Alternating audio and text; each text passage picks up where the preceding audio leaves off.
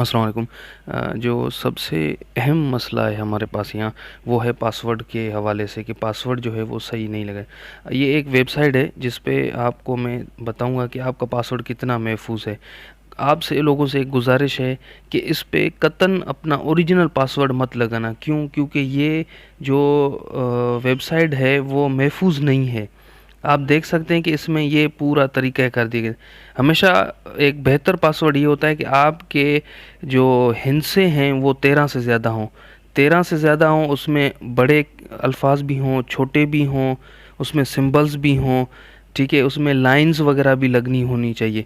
देखें कि अब इसको हम कैसे पता कर सकते हैं। आप लोगों से फिर से गुजारिश है कि इसमें अपना ओरिजिनल पासवर्ड मत लगाना।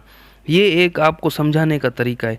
अब देखें कि ये इसकी एक लाइन लगी हुई है, जो स्कोर है हम उसको देख रहे हैं कि 0-0 है। अगर हम इसमें एक आम सा पासवर्ड लगाते हैं जो कि जाफराबाद है, देखें कि ये सिर्फ 90% वो है। इसी पासवर्ड को हम महफूज कर सकते हैं, बड़ा कर सकते हैं। देखें कि इसमें आप गिने 1 2 3 4 5 6 7 8 9 10 के करीब इसमें वो हैं। अब आप देखें कि इसमें अगर आप इसका जो शुरू वाला अल्फाज है उसको आप बड़ा कर देंगे तो ये 31 पे चला गया। इसमें हम फिर एक डॉट लगाते हैं। देखिए डॉट लगाने से ये कितना आगे चला गया है। आप डॉट काटते हैं कि 31 पे से एक डॉट लगाने से। अब फिर इसमें कोई और सिंबल लगाते हैं, जैसे कि क्वेश्चन मार्क है। अगर हम लोगों ने ये लगाया, देखिए 86 पे चला गया।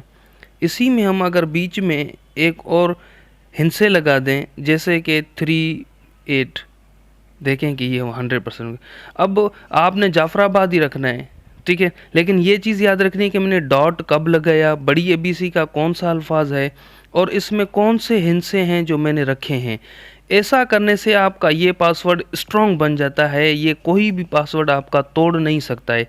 अगर खाली सिंपल पासवर्ड में आप जाफराबाद लिखते हैं, अपना नाम लिखते हैं, अपनी ज़ात यानी कॉस्ट लिखते हैं, तो ये आपका जाके पासवर्ड जो है गैर महफूज बन जाता है। अगर आप इसको दोबारा देखें कि हम इसको दोबारा से वो लिख रहे हैं तो ये 9% पे चला जा रहा है।